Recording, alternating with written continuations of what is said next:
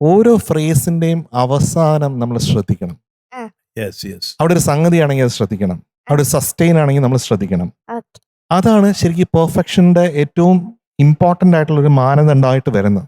ആ. അല്ലെങ്കിൽ അത് അമച്വറിഷ് ആയിട്ട് വരും. ആ. കഥകൾ അറിയാം എന്ന് വരുന്നില്ലേ? അത് പാടിക്കേ. മൃദുല ഹൃദയ കഥ കഥകളറിയാ.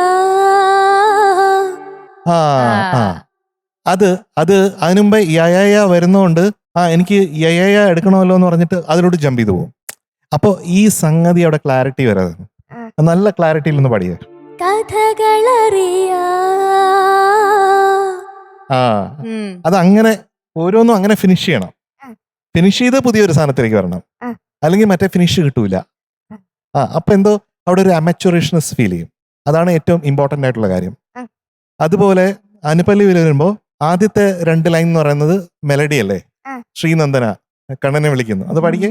ശ്രീനന്ദന നിൻ ലീലകൾ. ഇവിടെ മെലഡിയായി.